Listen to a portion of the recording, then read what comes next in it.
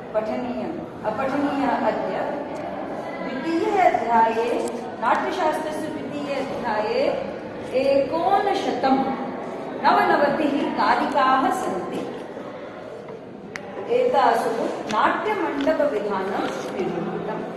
यदि काठिन्यं वर्तते तदा हिन्द्यामपि वक्तुं पारयामि, हिंदी में भी बोल सकते हैं। समझ रहे हैं? मैम समझ लेते हैं लेकिन कुछ बताते हैं, बता नहीं पाते। आप जो बताते हैं संस्कृत वर्तते एतत् तु लिखितमेव वर्तते, प्रिस्क्रिप्ट् वर्तते, द्रष्टुं पारयसि, सर्वमेव लिखितं वर्तते। यदिदं प्रेजेण्टेशन् वर्तते तस्य प्रतिलिपि अपि वर्तते हस्ते अस्माकं। शृणु, अहं सम्पूर्णमेव विषयं हिन्द्यामपि पश्चात् वक्ष्यामि। शोभनम्? जी। आचार्येण भरतेन एतासु नाट्यमण्डपविधानं निरूपितम्। तो भरतनाट्यशास्त्रस्य द्वितीये अध्याये किं निरूपितं? नाट्यमण्डपविधानं निरूपितम्। नाट्यमण्डपविधानस्य आवश्यकता किमर्थं जाता? नाट्यमण्डप के विधान की आवश्यकता क्यों हुई? क्योंकि देखिए, सबकी तो अपनी अपनी जीविका थी। ब्राह्मण, क्षत्रिय, वैश्य और शूद्र अपनी अपनी जीविकाओं में लगे थे और उनके लिए ब्राह्मण, क्षत्रिय और वैश्य, इनके लिए तो शास्त्र से भी बहुत कुछ जानकारी मिल जाती थी। लेकिन जो अन्य वर्ग है और जिनको वेदाध्ययन, शास्त्रों के अध्ययन की न तो अनुमति थी न ही उनके पास समय था, उनके लिए उनका मनोरंजन और उनके ज्ञान की वृद्धि या उनका समय सरलता से कैसे बीते, ये बहुत बड़ा प्रश्न था। इसलिए मुनिगण गए और उन्होंने ब्रह्मा जी से कहा, द्रुहिण नाम कि ऐसा कुछ विधान कीजिए कि हम हमारा यह जो अन्य वर्ग है वह भी सरलता से लोक का ज्ञान प्राप्त कर सके। यह सब प्रथम अध्याय का विषय है। तब फिर वो गए मुनि के पास, भरत मुनि ध्यान में मग्न थे, पर वो उसके पहले नाट्यवेद बना चुके थे। तो यह नाट्यवेद जो नाट्यशास्त्र है, यह पंचम वेद कहा जाता है, नाट्यवेद कहलाता है। इसकी बहुत सी विशेषताएं हैं, तो वो तो आपको मैं बताऊंगी तो विषय से आगे हो जाएगा। नाट्यवेद के लिए बहुत वो है, लेकिन उन ऋषियों ने जाकर प्रथम अध्याय का है, स्कैन करके दे दूंगी मैटर को भी, ये है प्रथम पूरा नाट्यशास्त्र लेकर आए।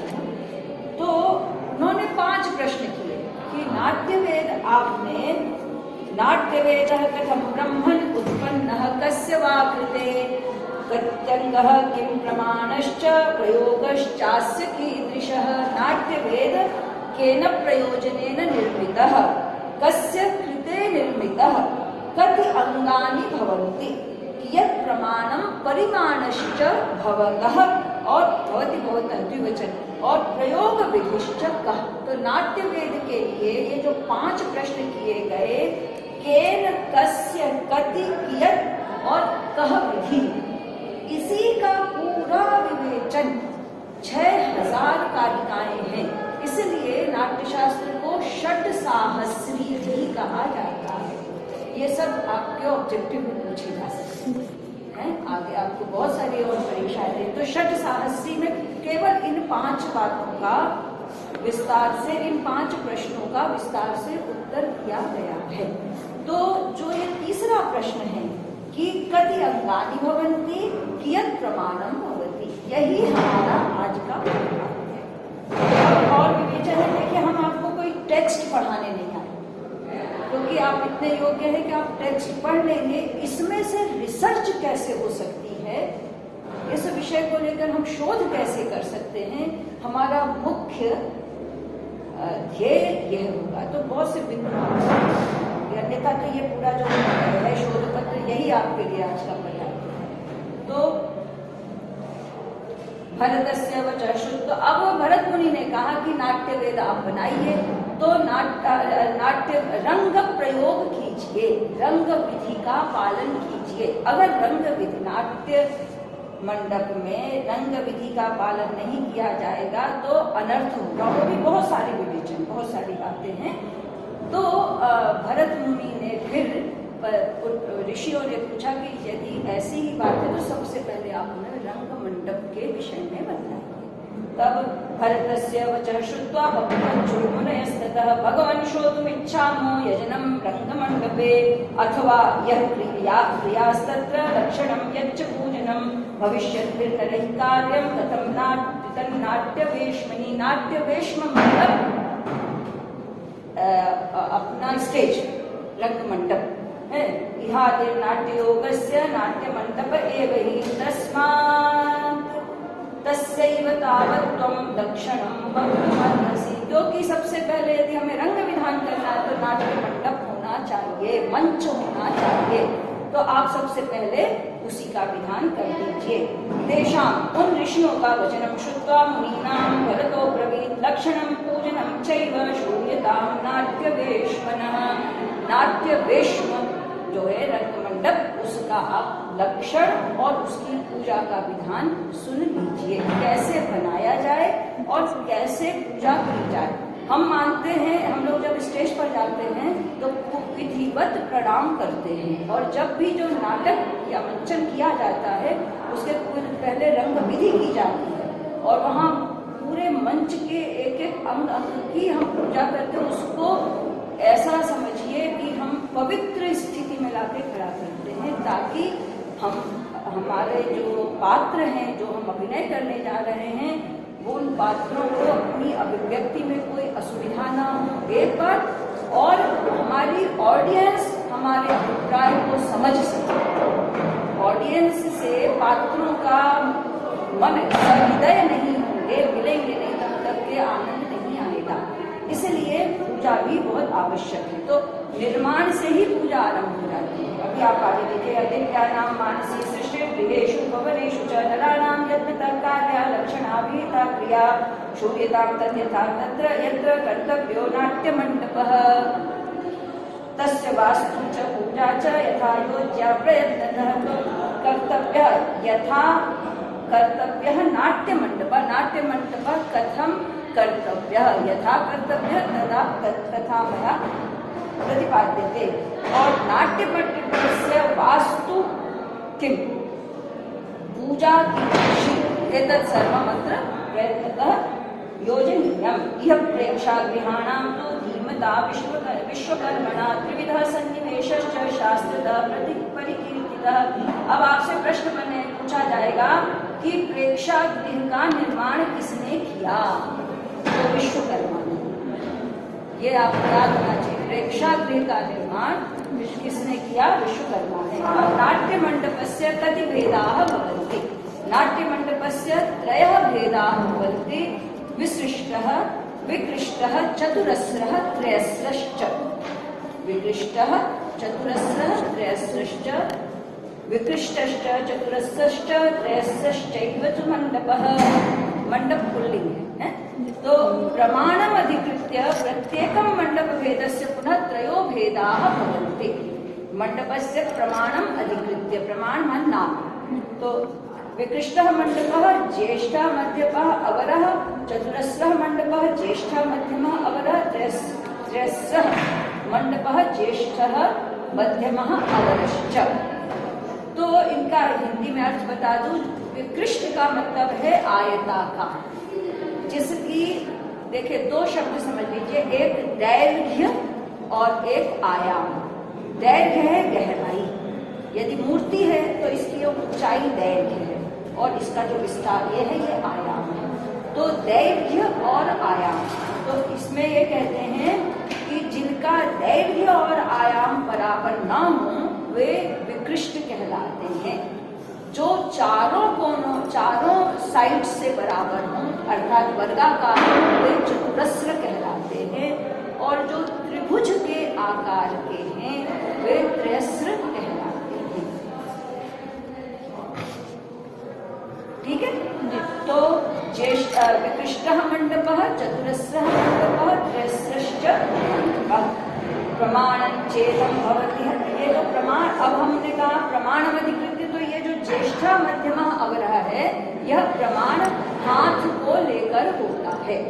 माने इतने हाथ करके, तो प्रमाणन चेदम भवति हस्त दंडोभयात्मकम। हस्त और दंड उभयात्मक, या तो हस्त गिन लीजिए या दंड। हस्त का 4 गुना दंड होता है। तो तब अब क्या है, हस्त क्या है, 24 अंगुलानि हस्तः प्रोक्तः। जो भी बना रहा है उस कारीगर की 4 अंगूठे ना, तो 24 अंगुलानि, इस अंगूठे को नहीं गिनते, 1 2 3 4 ये अंगुल हुआ जी, 4 अंगुल ये हुआ, और इसका 24, तो 1 2 3 4 5 6 होना चाहिए ना, 6। ये आप अपना नापिएगा, आपका भी यहाँ तक कलाई कोहनी तक के ये टिप से, मध्यमांगुली का जो टिप है वहां से आप मापेंगे तो 24 ही आएगा। तो जो बनाने वाला कलाकार है उसके 24 अंगुल बराबर एक हाथ होता है, यानी बीच की अंगुली से, the tip of middle finger से लेकर एल्बो तक का ये जो हिस्सा है ये आपका हुआ हस्त, और 4 हाथ बराबर एक दंड होता है। तो चतुर्विंश है प्रमाणमेषां निर्दिष्टम हस्तदंड समाश्रयम्। इनका जो प्रमाण है वो हस्त और दंड दोनों से मिलकर बनता है। शतम साष्टम, शतम साष्टम 108, स अष्टम 8 से युक्त शतम, ऐसे संस्कृत में संख्या ऐसे लिखी जाती है, शतम साष्टम। तो 8 ऊपर 100 माने 108, तो 108 और शतम साष्टम चतुष्षष्टिर हस्ता द्वात्रिंशदेव च।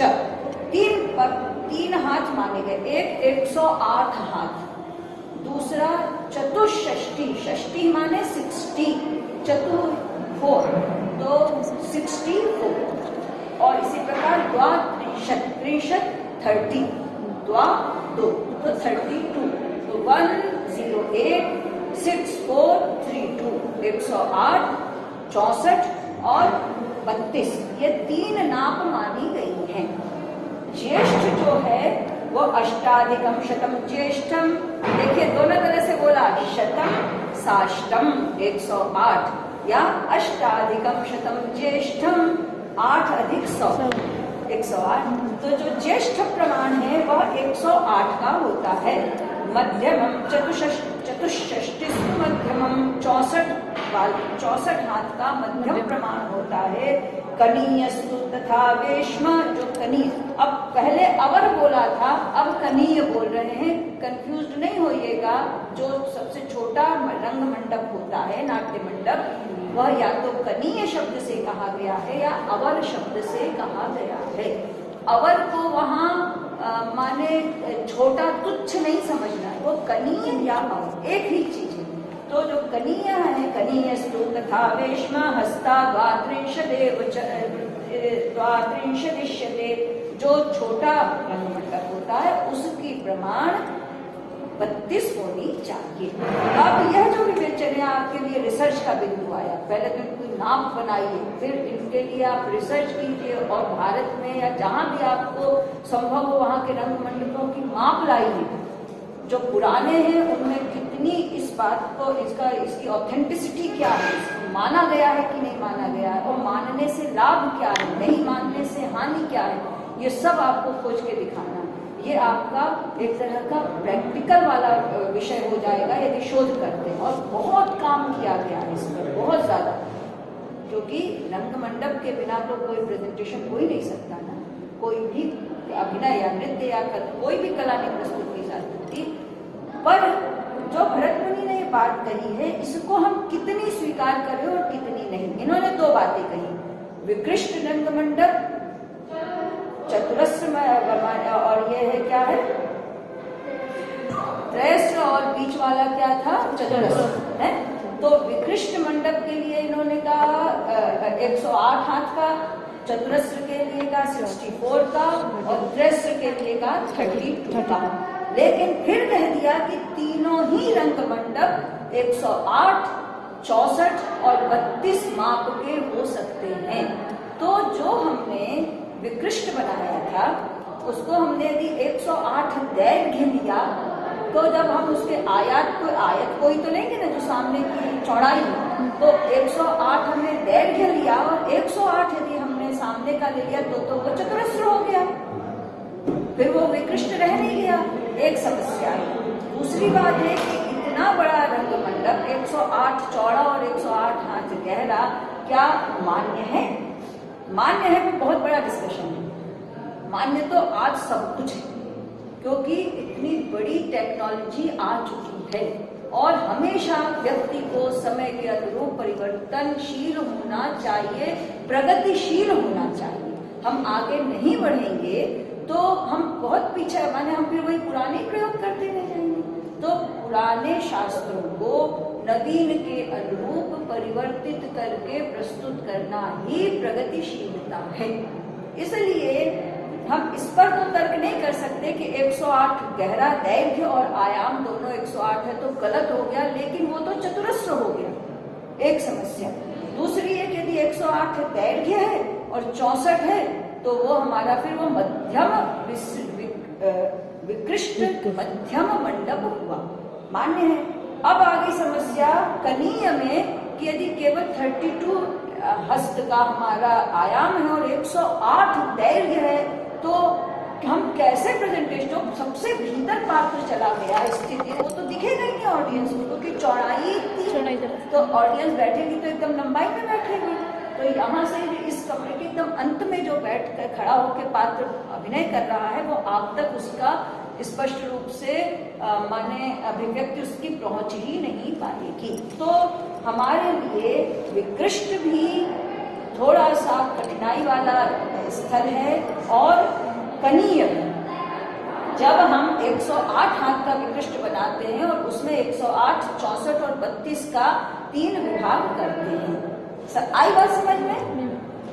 और अब हमको इनको प्रमाण से बताना है कि देखिए हम वहां गए थे, अभी HBTU में बहुत बड़ा एक वो बना है, थिएटर बना है बहुत बड़ा, पूरे यूपी का शायद वो अपनी तरह का अनोखा है। जाके देखिए, उसका जो आयाम है वो बहुत ज्यादा है और दैर्घ्य बहुत कम है। मैं गई, उस पर राष्ट्रपति जी ने इनॉग्रेशन किया था, उससे संबंध है, तो हम वहां गए थे। तो वो उसका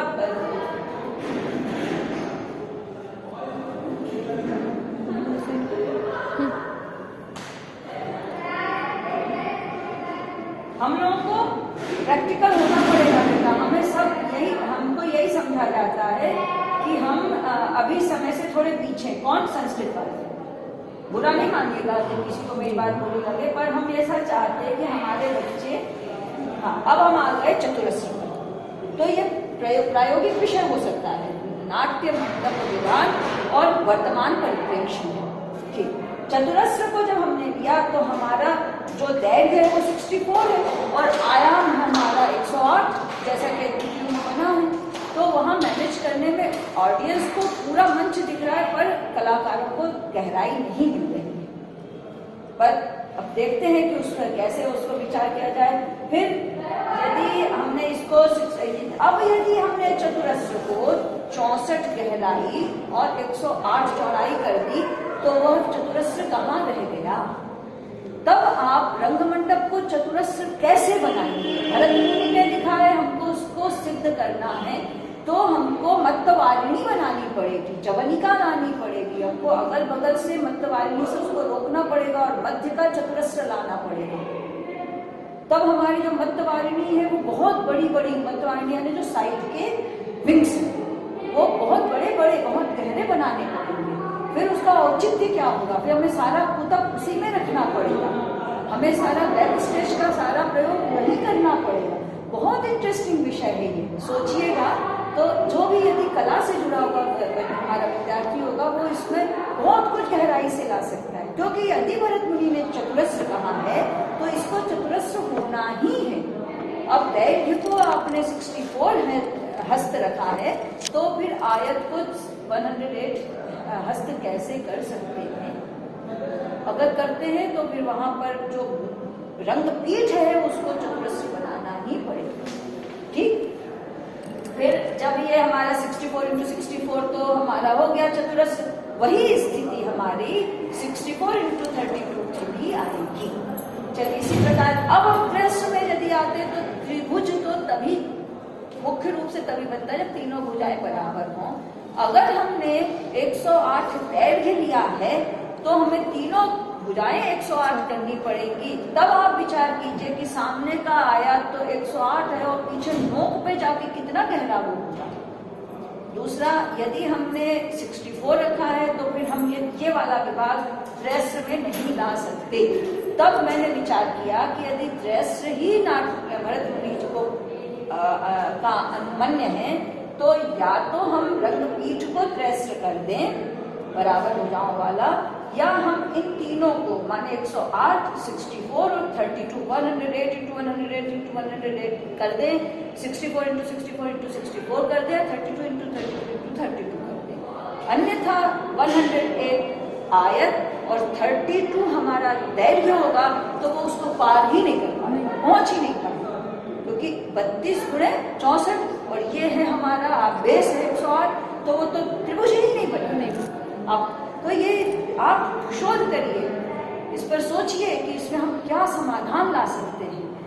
ये लिख दिया गया है तो हमको ये उचित है या अनुचित है, इसका हम पालन कैसे करें। इसमें आप सब नए नए भरत मुनि हैं, आप खुद नए विचार सोच कर ला सकते हैं। कठिनाइयां दिख रही है ना इस प्रतिपादन में, और ये बिल्कुल नाट्यशास्त्र में सामने रखा है, एकदम ऐसा ही उसमें लिखा हुआ है। हमने आपको ये माने ऐसे बना, क्योंकि भाई नई विधि से पढ़ाएंगे नहीं तब तक हम अप टू डेट कैसे माने जाएंगे। यूँ तो पुस्तक बाज के हम भी चले जाते, सारा प्रिंट आउट रात भर को बैठ के निकाला है ये सब। इसमें है प्रमाणम यच्च निर्दिष्टम लक्षणम विश्वकर्मणाम। चलिए नेक्स्ट आते हैं हम। अब हम ये आपको दिखा देते हैं एक बार कि ये है विकृष्ट मंडप, ये है चतुरस्र मंडप और ये है त्रैस्त्र मंडप।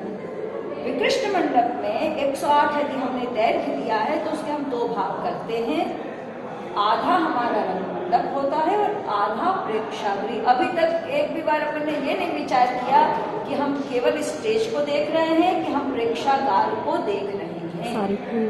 हमारी ऑडियंस कहाँ बैठेगी, क्या इसमें ऑडियंस के लिए स्थान है, ऑडियंस का विचार किया गया है? हाँ बिल्कुल किया गया है। तो ये जो विकृष्ट है इसको 64 इसका आयत होता है, 108 इसका दैर्घ्य होता है और 108 को 2 पार्ट्स में डिवाइड किया जाता है। जो पूर्व का हिस्सा होता है वो ऑडियंस के लिए होता है, जो स्टेज है उसमें पूर्व सामने वाले को पूर्व कहते हैं, उसके दाहिनी ओर होता है आग्नेय कोण, बाईं ओर होता है नैऋत्य कोण। ठीक, पूर्व और पश्चिम पीछे का हिस्सा हुआ, आग्नेय के बगल में क्या होगा,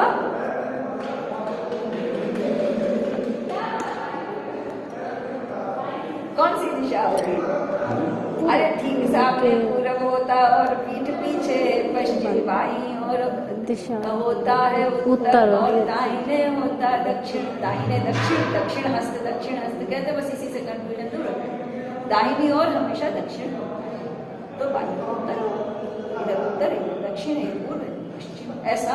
तो पूर्व के सामने, और ये हमारा पूर्व है, इसके सामने ऑडियंस बैठेगी, आधे में ऑडियंस बैठेगी। बहुत इंटरेस्टिंग विषय, अभी आप और पढ़ोगे तो कितनी बातें बता दी गई हैं, समझ गए ये?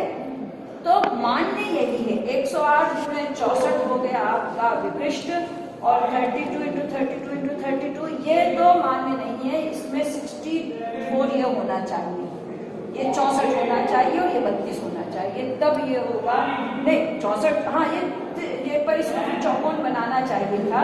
ये 64 32 32 32 हट गया, 64 64 64 रखिए, ये 64 होना चाहिए था और ये 32 अभिनव भारती से लिया गया है।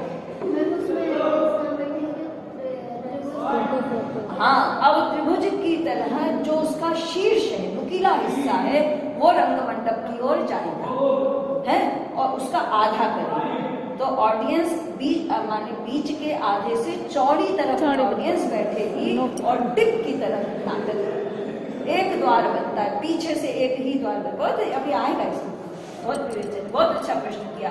अब क्या है, देवानाम तो भवे ज्येष्ठम, देवताओं के लिए ज्येष्ठ रंगमंच होना चाहिए, नृपाणाम मध्यमम भवेत, राजाओं के लिए मध्यम, और शेषाणाम प्रकृति नाम जो हम सामान्य ऑडियंस है, प्रकृति यहाँ ऑडियंस के लिए आया है, तो करीना संविधीयते, उनके लिए छोटा रंगमंडप माना जाता है। प्रमाण निरूपणम, अभी आप लोगों ने हस्त पूछा, तो हमारे शास्त्रों में बहुत, ये शोध का आपका पूरा एक चैप्टर बनेगा, प्रमाण निरूपण कि हमारे संस्कृत वाङ्मय में प्रमाण कैसे, प्रमाण का मतलब है नाप, तो वो कैसे गिनी जाती है। एक मैंने और देखा है, वो भी अगली पुस्तक ले आऊंगी। प्रमाणम यच्च निर्दिष्टम लक्षणम विश्वकर्मणा, जो प्रमाण और जो लक्षण विश्वकर्मा ने बनाए हैं, प्रेक्षा गृहाणाम सर्वेशाम तच्चैव हि निबोधत। अब ऋषियों ने पूछा तो अणु रजश्च वालश्च दीक्षा यूकायवस्तथा, अणु रज वाल दीक्षा यूका यव अंगुल हस्त दंड, कितने हुए? अणु रज वाल दीक्षा यूका यव अंगुल हस्त दंड, 9। तो हम लोग जो नाप करते हैं वो 9 प्रकार से उनको बताया जाता है। अणवोष्ट, अब क्या है, बस 9 आप एक के नीचे एक लिख लीजिए और सब में 8 का गुणा कर दीजिए। तो 8 अणु बराबर 1 रज, 8 रज बराबर वाल, 8 वाल बराबर 1 दीक्षा, 8 दीक्षा बराबर 1 यूका, 8 यूका बराबर 1 यव, 8 यव बराबर अंगुल, 8 अंगुल बराबर, अब वो नहीं होगा, नहीं होगा, अभी तो बताया था 24 अंगुल बराबर हस्त, हाँ 8 यहाँ से रुक गया, 8 यहाँ से रुक, अंगुलानि च हस्तश्च, अंगुलानि च हस्तश्चतुर्विंशतिरुच्यते, 24 अंगुल हाथ कहा जाता, अब भी तो बताया था। और चतुर्हस्तो भवेत् दंडो निर्दिष्टम, तो प्रमाणतः 4 हाथ बराबर 1 दंड होता है। जो ब्रह्मचारी लोग दंड पकड़ते हैं, वटु पकड़ता है, और माने जो यति होते हैं, इनका जो है तो उसकी माप होता है। मैम इसकी भी नाप अलग अलग होती है, दंड की किसकी कहाँ तक? तो छोटा सा होगा ना, तो उसकी उम्र के हिसाब से नाप होगी, लेकिन वर्ण के हिसाब से भी होती है कि ब्राह्मण, वो मनुस्मृति में सब गड़बड़ कर रखा है, तो भैया वही विवाद में पढ़ो, उनको इतना मनुस्मृति का इतना दोहन किया गया है और संशोधन की, सब विवाद वहीं पर है। भैया गाय को ब्राह्मण, जो बुद्धि का कार्य कर रहा है, अध्ययन अध्यापन का कार्य कर रहा है, वो ब्राह्मण है। कर्मणा था ये सिद्धांत, जन्मना कभी नहीं था, जन्मना जायते शूद्रः, क्योंकि उसको तो कुछ नहीं आता, तो जिसको कुछ नहीं आता वो शूद्र मान लिया गया। अब जब उसने विद्या का काम लिया तो वो ब्राह्मण हो गया, उसने रक्षा का कार्य लिया तो क्षत्रिय हो गया, उसने वाणिज्य का कार्य लिया तो वो वणिक हो गया, जिसने सेवा का काम लिया वो, आज तो सेवा वाले सबसे ज्यादा आगे हैं। मत हो नहीं पा रहा नहीं, तो हमारे वेदों में कभी भी, और भैया ये तो बैठा बैठा कर प्रक्षेप जोड़े गए हैं कि हम लड़े कटे, हम कब एक थे, हमको बैठा बैठा कर हमारे ग्रंथों में प्रक्षेप जोड़कर हमको एक दूसरे से विरुद्ध किया गया है। जिसको कुछ नहीं आता ना उसको निकृष्ट तो वो भी मानना गलत जो है। उसको नहीं, वो मनुष्य तो है, उसको निकृष्ट क्यों माने भाई? वही मतलब। यही तो मैंने हाथ जोड़े हुआ, वो मनुस्मृति का विवाद हमारे फिर नाट्य शास्त्र रह जाएगा। जिसको आता भी वो ब्राह्मण उसको कुछ बुराई वाली हाँ तो क्यों अहंकार जहाँ करोगे वहाँ अहंकार तो धर धर के चूर किया जाएगा। अहंकार कभी नहीं होना चाहिए। अहम हो इस बात का कि मैं ब्रह्म हूँ, अहम हो इस बात का कि मैं मनुष्य हूँ, मैं इस जन्म के बाद मुक्ति के मार्ग पर चलने के लिए समर्थ हूँ, इस बात का अहम हो। इस बात का अहम नहीं हो कि वो तो पैदा किया माता पिता तुमको, भाग्य से पूर्व जन्म के संस्कारों से जो मिल गए वो मिल गए।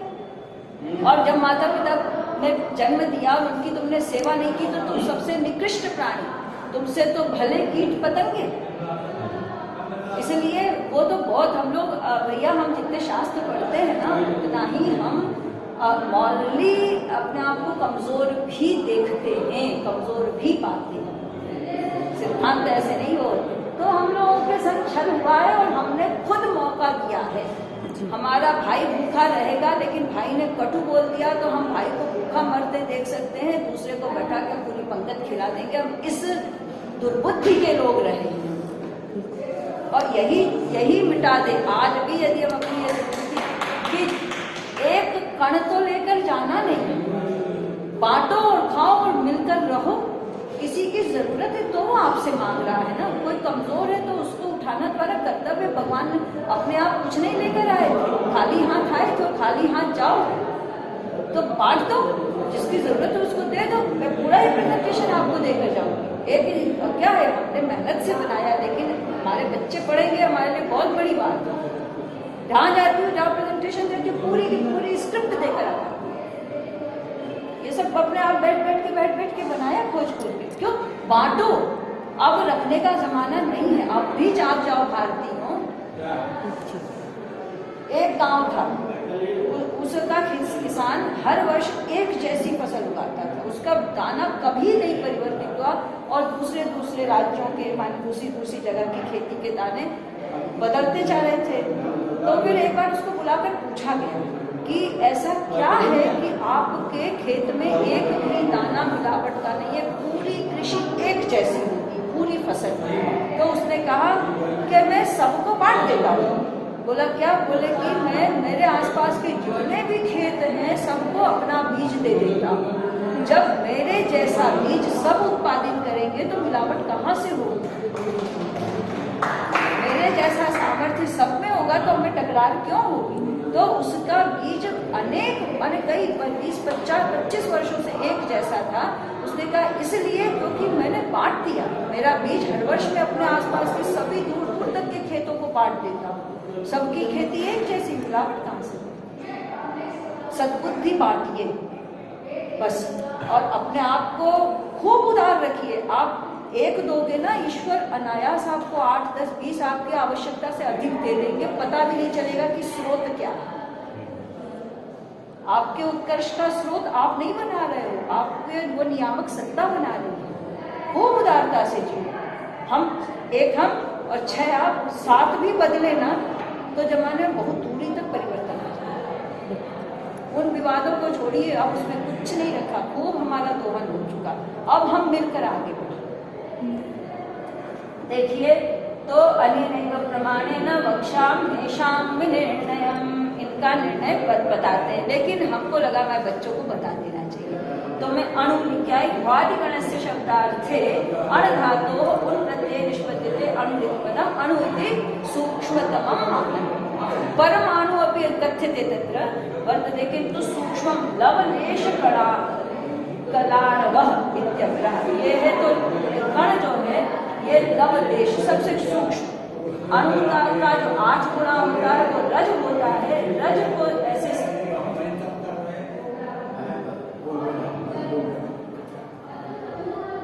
रज को समझिए अणवोष्टौ रजः प्रोक्तम। जैसे सूर्य की किरण जब आपकी खिड़की के झरोखे से आ रही होती है, 2 पाटों के बीच से सूर्य की किरण आती है और उसमें एक लंबी सी रेखा जैसा कुछ प्रकाश पुंज आता है, उसमें कुछ चलता हुआ दिखाई देता, वही रज कहलाता है। तो वो रज अणु का 8 गुना होता है। फिर रज के बाद हम आ गए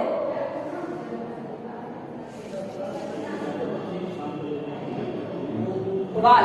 देखिए वाल शब्द यहाँ प्रयुक्त है, लेकिन वाल शब्द को शब्द कल्पद्रुम ने नहीं लिया है। शब्द कल्पद्रुम कहते हैं कि वाल के लिए आप व वर्गीय व वर्ण लीजिए और बाल शब्द पर जाइए। देखो बच्चों, जब संस्कृत कठिन लगे ना तो शब्द कल्पद्रुम या वाचस्पत्यम या आपने जी की डिक्शनरी जरूर बगल में रखिए। जब आप उसको पढ़ने में मूल से मूल पढ़िए, कभी कठिन नहीं। तो वो क्योंकि आपके पास समय है और आप प्रगतिशील बच्चे हो, माने आप इस विद्या में आए हो, तो आपका कन्फ्यूजन आप ही दूर कर सकते हो। अब हर घर में विद्वान नहीं होते कि वो मिनट मिनट में पूछ लिया, बता दिया, पढ़ा दिया। तो आपको अपनी पुस्तकों से प्रेम करना, सब डिक्शनरीज में मिलेगा, और उसको पढ़ने की विधि है तो एक आध बार वो भी बता दूंगी कि कैसे पढ़िए।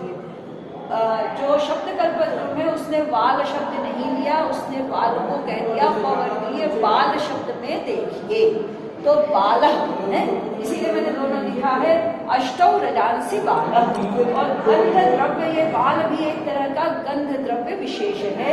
और दान यष्टो, इसको एक कोई सामग्री है जिसको कि 8 रज के बराबर सुगंधित सामग्री है। लिक्षा लीख को कहते हैं, जो जू का अंडा होता है वो लिक्षा। तो 8 वाल बराबर लिक्षा होती है। वाल स्पष्टो भवे लिक्षा यूकांडम, यूका माने जू, और यूका का जो अंड है लीख वो होती है लिक्षा। यूका लिक्षाष्टकम भवे केश कीटः, लीच जिसे कहते हैं, केश कीटः यूका। और विभूयते अम्भसा इति यवः, यू मिश्रणे अमिश्रणे धातोः अप्रत्यये यवः इति पदं निष्पद्यते से शुक्वः। जौ बार्ली, जौ या बार्ली जिसे कहते हैं वही है यवः। और अब फिर है अष्टौ यवाष्टौ तथा मूलम, 8। अब ये याद रखिए कि जो जौ होता है ना, ये जो है बाल्टी, ये अगर हमने जौ को उसके नोक वाले हिस्से से नोक तक लिया तो हमारा प्रमाण नहीं निकलेगा। हमको उसके दैर्घ्य से नहीं लेना है, आयत से लेना है। यह आपके शोध का विषय है, कैसे निकालें उसको, नापिएगा और किस प्रकार से।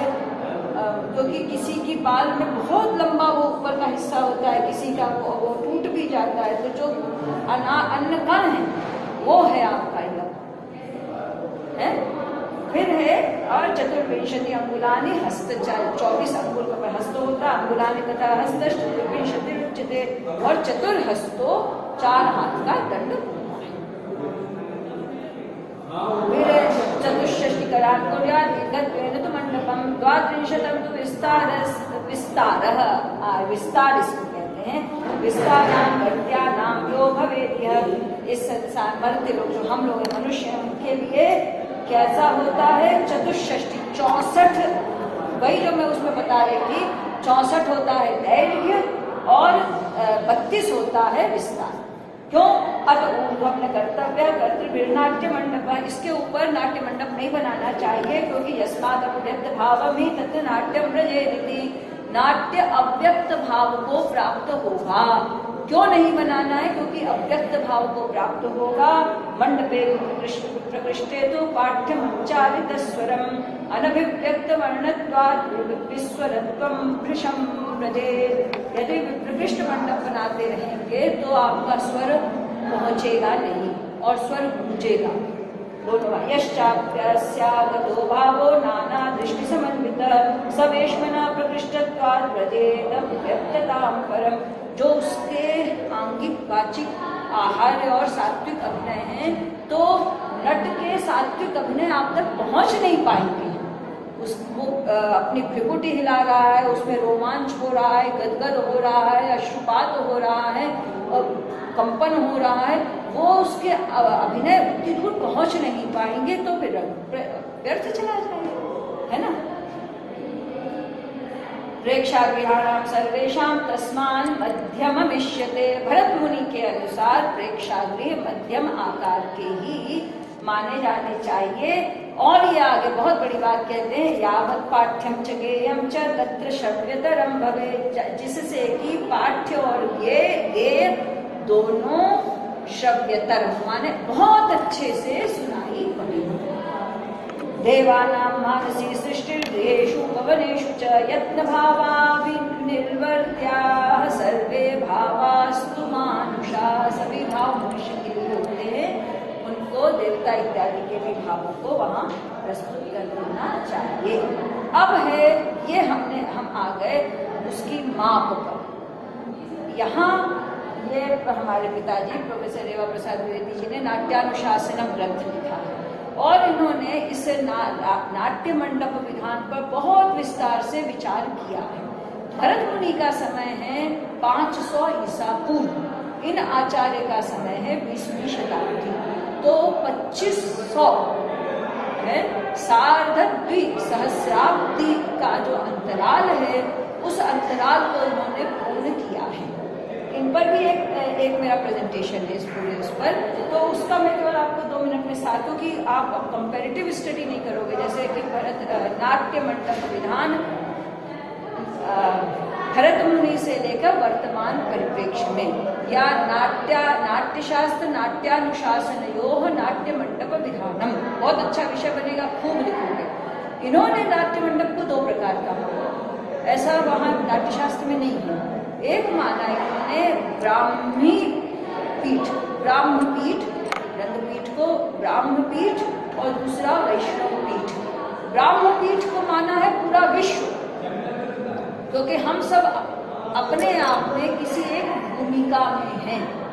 इस विश्व के रंगमंच पर हम सब अभिनय कर रहे हैं, अपनी अपनी भूमिकाओं में हैं, और हमको अभिनय करने का अवसर देने वाला, हमें बनाने वाली कोई एक पराशक्ति है।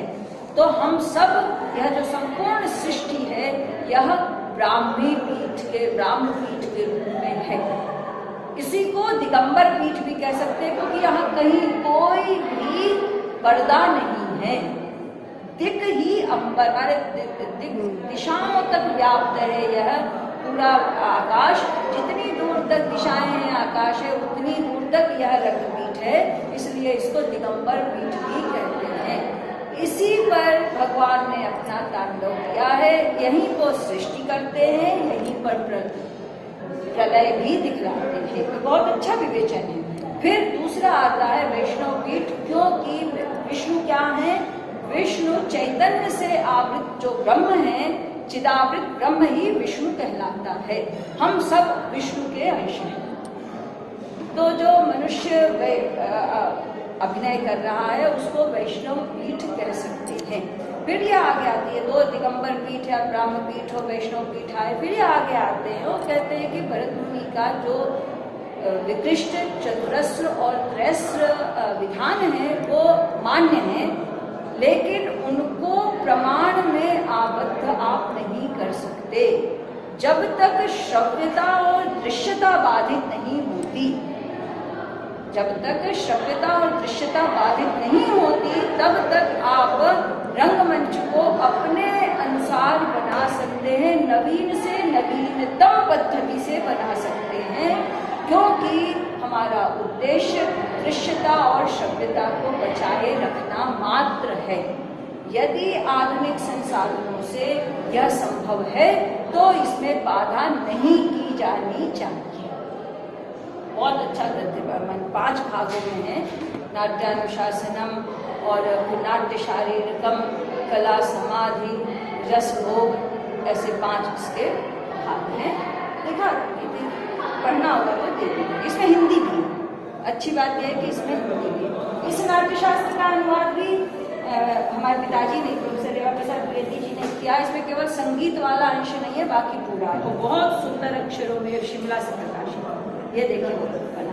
हमारे जो कंप्यूटर पे बनाने वाले ने इसको चतुरस्र को लंबा कर दिया, वैसे है ये, इन्होंने चतुरस्र ही बना दिया। तो इसमें ये सारा विधान बहुत अच्छा एक विवेचन और आने वाला है, इसको आप देखिएगा। तो अब हमारा नाट्य मंडप वाला पक्ष पूरा हुआ, जो उसकी माप है। हम आ गए भूमि भाग परीक्षण, नाट्य मंडप कहाँ बनाया जाए, क्योंकि ये चलायमान मंडप थे प्रायः। जब उस समय की बात है कि एक पूरी टीम जाती थी, वो अपनी रंगशाला बनाती थी, प्रेक्षागार बनाती थी, स्तंभों पे उसको करती थी, जैसे कि टेंट है वर्तमान के।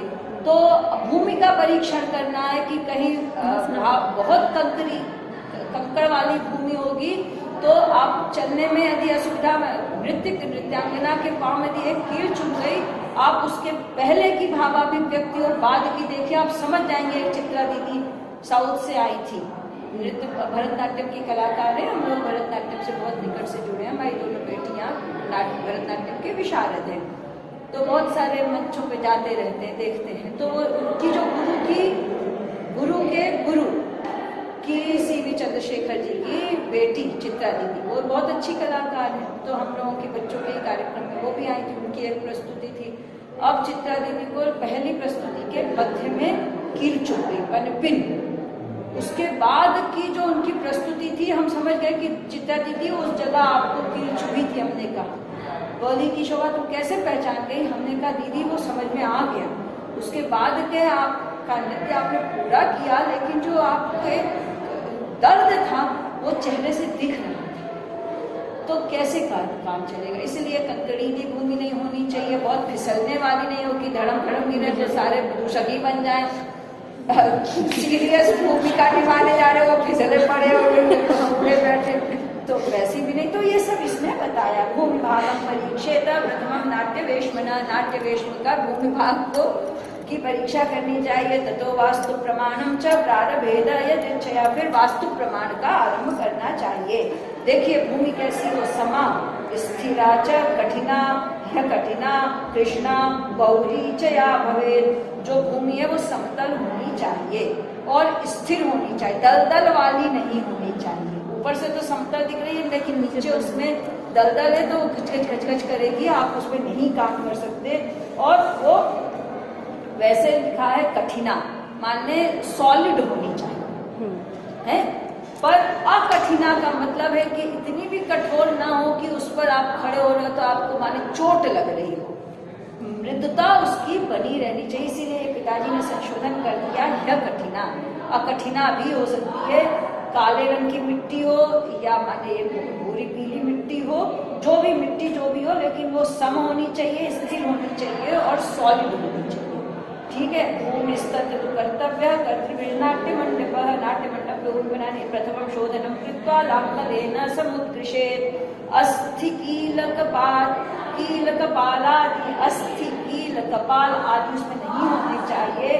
तृणगुल्माश्च शोधेत्, और माने घास के गुच्छे गुच्छे भी होंगे तब भी वो लड़खड़ाने की संभावना है। शोधयित्वा वसुमती, पृथ्वी को पहले आप का शोधन कीजिए। प्रमाणम निर्दिशेत, तथा उसके बाद प्रमाण का निर्धारण करिए। अब ये वास्तु आ गई, देखिए नाट्य मंडप विधान में वास्तु, ये एक और इसका पक्ष आपका एक चैप्टर बनेगा पूरा का पूरा वास्तु पर। पहला प्रमाण, प्रमाण में नाप इत्यादि आएगा, दूसरा भूमि परीक्षण और तीसरा आएगा वास्तु। बहुत इंटरेस्टिंग। देखिए कहते हैं पुष्य नक्षत्र योगेन शुक्लम सूत्रम निधापयेत्। सफेद सूत्र का मतलब होता है कि चूने में डूबा हुआ धागा।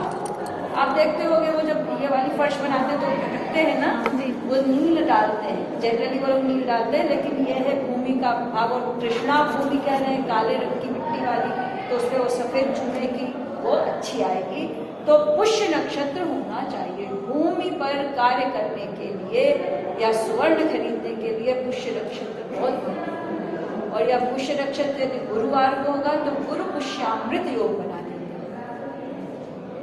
ये वास्तु है, वास्तु पे जाएंगे तो वास्तु को नहीं समझना चाहिए हमेशा हम लोगों को। पहला अंधानुकरण किसी चीज का मत करिए, क्योंकि आपका प्रतिपल निर्धारित है। हिम्मत अपना जो इनर पावर और ईश्वर से सीधा कनेक्शन बनाए रखिए। जिस भी शक्ति को मानते हो, मैंने आपका नाम तक नहीं पूछा, किसी भी जिस भी शक्ति को मानते हो उससे डायरेक्ट कनेक्शन बनाए रखिए। और यदि यह भी संभव न हो तो अपने माता पिता से अतिशय प्यार करिए, वो आपको सीधा उनसे जुड़े रहिए। मम्मी पापा जब कुछ न छिपाओ, उनसे अतिशय प्यार करो, उनका कष्ट अपना मान करो, उनकी सेवा का भाव रखो। इससे बढ़कर और भगवान से जोड़ने का कोई रास्ता नहीं है। तो क्या होता है, अंधानुकरण तो किसी बात का करिए नहीं कि आज ही जाके पंडित के पास बैठ के, आधा तो वो जानते हैं, आधा वो भी कंप्यूटर में घुस जाते हैं, लैपटॉप पे, मोबाइल।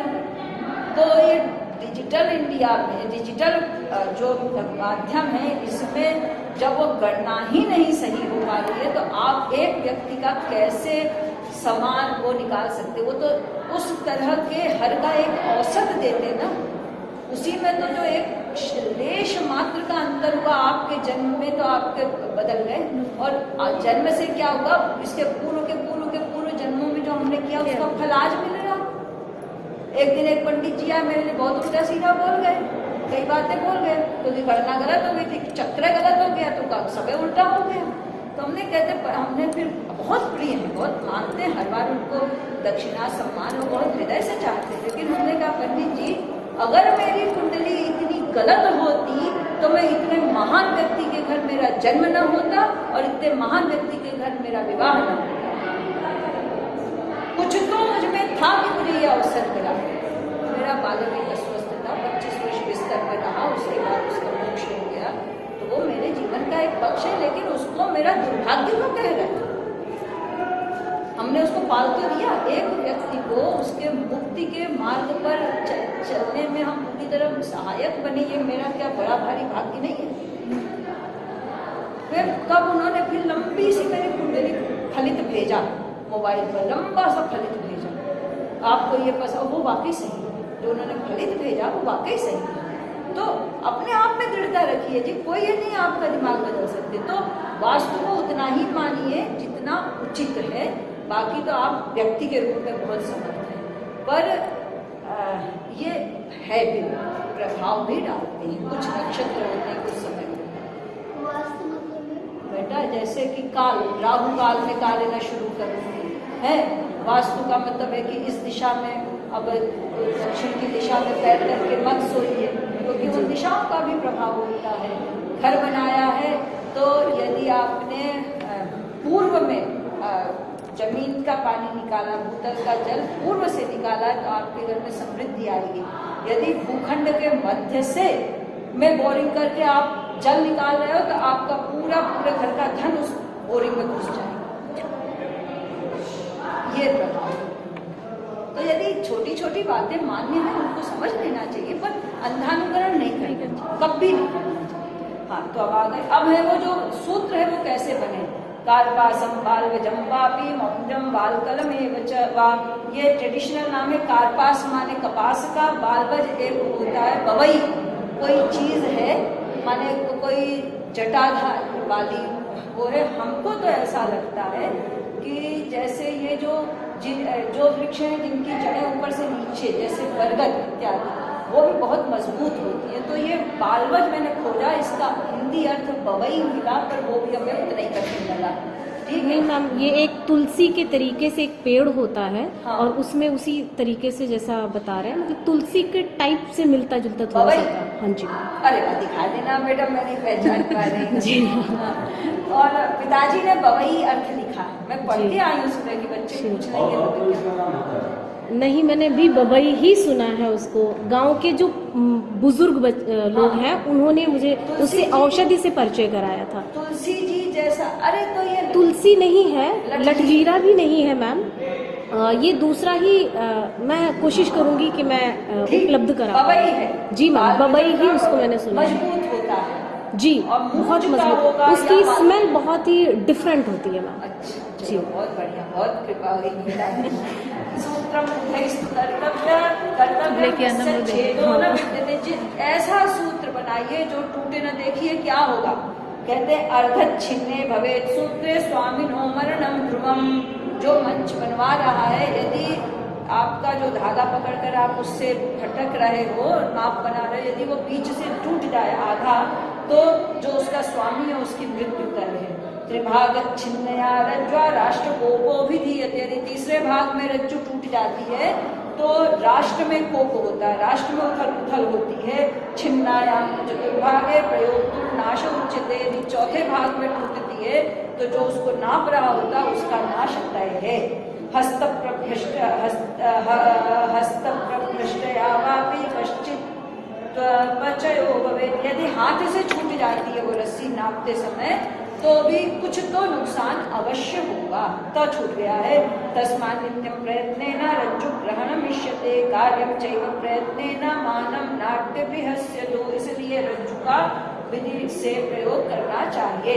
मुहूर्तेनानुकूलेन तिथ्या सुकरणेन च, यही वास्तु आधार का मुहूर्त है, तिथि है, सही विधि से किया जाना। बिना नहाए धोए गंदे संडे रात को सोए पहुंच गए रस्सी पकड़ने, ऐसा नहीं होगा। उसके लिए भी शौच अपेक्षित है, पवित्रता और सद्भावना अपेक्षित है। बहुत मन से बना के लाई हूँ, रास्ते में पुलिस ने रोक लिया, वैसे तो नहीं, भर मेरी मित्र की माँ को मार डाला गया, कल नीरू टंडन जी की हत्या कर दी गई, ये कॉम का डिपार्टमेंट शुरू, हम तो बहुत दुखी थे। अब ये लैपटॉप था, ऐसे गोदी में रखा था, तो मुझे रोक लिया कि पैसे भर के तो नहीं ले जा रही, तो मैंने ये प्रेजेंटेशन दिखाया, मैंने कहा कि सर, पुलिस वाले थे, मैंने कहा सर बच्चों को पढ़ाने जा रही हूँ और आप आशीर्वाद दीजिए कि मैं अच्छा पढ़ाऊँ, तो जय सरस्वती मैया की करके छोड़। तो ऐसा है कि भावना रखनी चाहिए, हर अच्छी भावना से। तो ब्राह्मणास्तर्पयित्वा तो पुण्याहं वाचयेत् ततः, ये पुण्या भी पढ़कर आई, मुझे पता नहीं था।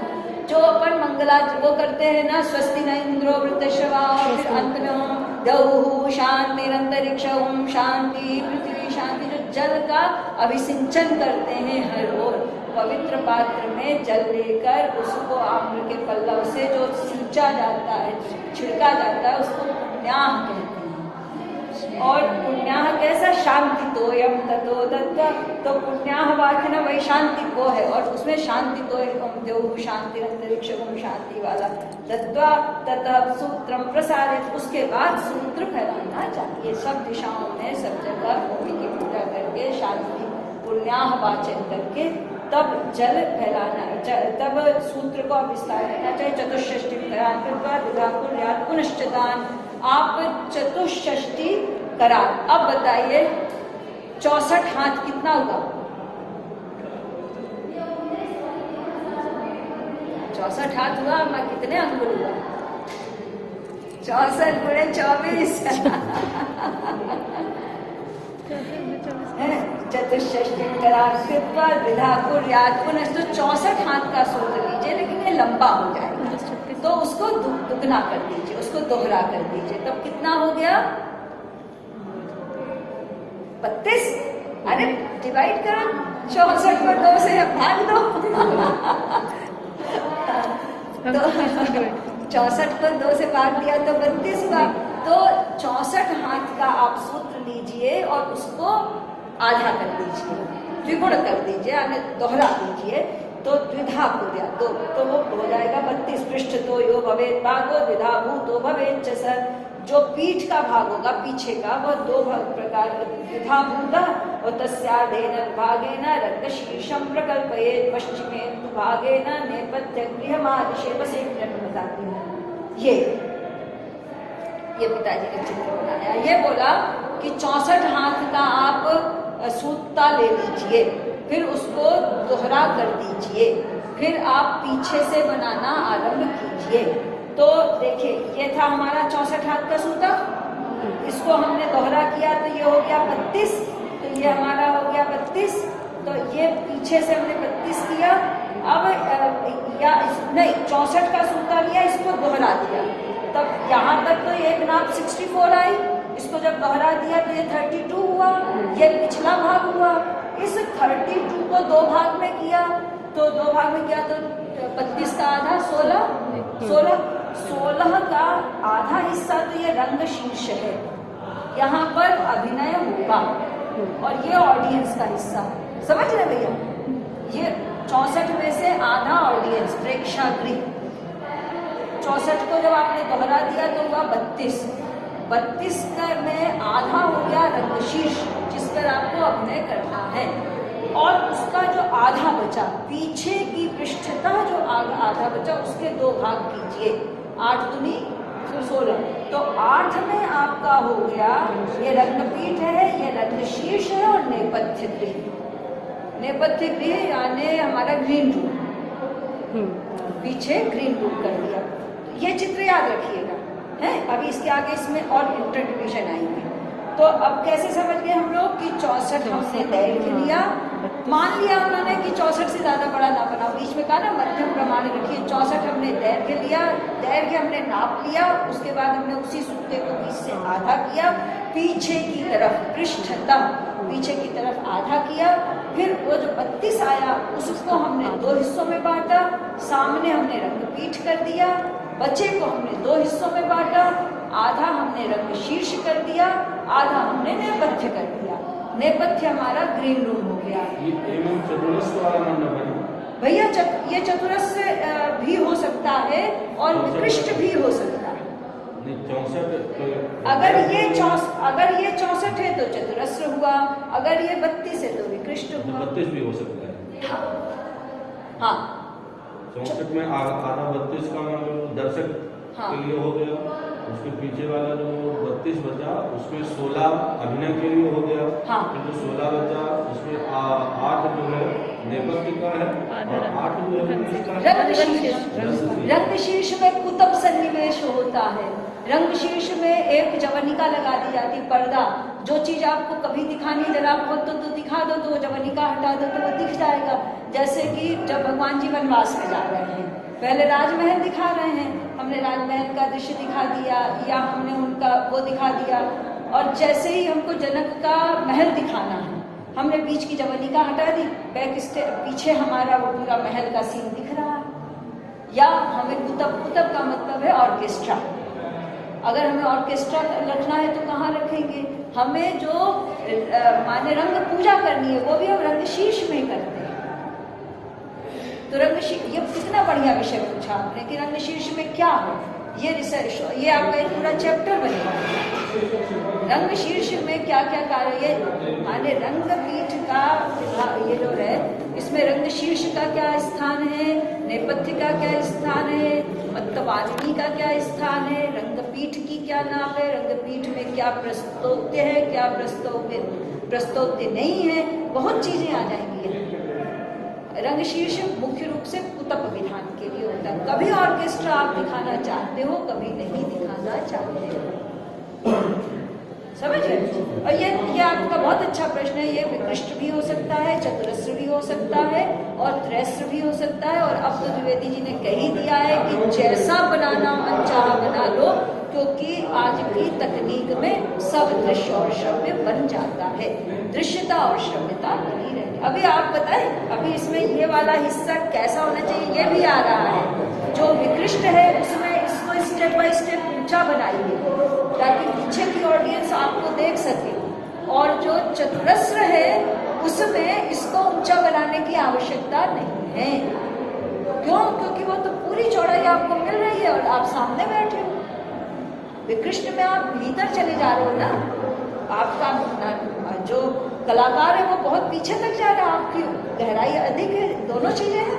ये तो दैर्घ्य अधिक है, तो उसके लिए मैं पढ़ा था सुबह, उसमें वो उसको ऊंचा बनाया जाता है सेमिनार हॉल जैसे। और जो चतुरस्र है उसमें वो समतल भी रह सकता है। अब बनाने को तो कुछ भी बना लो जिसमें रुचि हो, लेकिन समतल में भी काम चलता है। यूनिवर्सिटी में मैम वैसा ही है, ऊंचे तक, और ऊपर ऊंचे तक। वो कैसा कहा जाएगा मैम? वो यूनिवर्सिटी वाला जी, यूनिवर्सिटी वाला बेटा है तो विकृष्ट ही, लेकिन उसका दैर्घ्य कम है और उसका आयत ये जो विस्तार है वो ज्यादा। आजकल यही हो रहा है, दैर्घ्य कम रख रहे हैं तो पलट दिया, दैर्घ्य की जगह आया। भैया कुछ पूछना है इसमें? अच्छा लग रहा है। अब हम लोग नाट्य मंडप निवेशनम, इसमें व्यवस्था कैसे करें, कहाँ क्या रहे। तो विभज्य भागा प्रतिवत यथावत अनुपूर्वशः शुभे नक्षत्र योगे चाहिए वास्तु आया। शुभ नक्षत्र और शुभ योग, योग होता है जैसे राहु काल या ग्रहों का योग, और नक्षत्र तो हल माने हुए कितने नक्षत्र 27 है ना। और पिताई ने बताया था आचम भौराजी शु केशु आदित्य चंद्र भौ मंगल, राहु का दिन बुधवार होता है। आचम भौराजी, जी माने गुरु, शनि बुध केतु शु, आचम भौराजी शु केशु। फिर एक को बताया था ऐसे करके क्रॉस, जिसमें आमने सामने वाले मित्र होते हैं और दूसरे शत्रु होते हैं। मित्र और शत्रु का बड़ा इंटरेस्टिंग है, पर इतना पढ़ लेना जिसमें आपका नाट्य मंडप का कार्य हो जाए। आपका तो नाम पिताजी का? हाँ नाम सुना चलेगा, इसी वर्ष नाम बहुत कम। पर हम ऐसे प्रेजेंटेशन देते थे तो हमसे गुस्सा होते थे, तो लिख के नहीं तैयार करती है, भरी मन सभा में कह दिया, मैंने कलाओं पे बहुत, हम देखिए बेटा हम कुछ भी करेंगे ना सब हमको ये कहेंगे पिताजी की करेंगे, आज तो पिताजी है ही नहीं दुनिया में, तो हमको कुछ तो ऐसा करना है जिसमें ये लगे कि हाँ मैंने पढ़ा है। और हम तो 25 वर्ष अपने बालक की सेवा में रहे, मुख्य रूप से हमने उसको नहीं छोड़ा है। बच्चे के बाद ही कुछ करोगे, ईश्वर ने उम्र दी है तो आगे करोगे, लेकिन बालक को मुक्ति के मार्ग पे चलना उसकी कोई कसर नहीं छोड़ेंगे। तो हम लोग तो दीवाने थे उस बच्चे, तो हम उतना कर ही नहीं पाते कि सानिध्य में ही नहीं होता, लेकिन उन्होंने संस्कार तो दिए।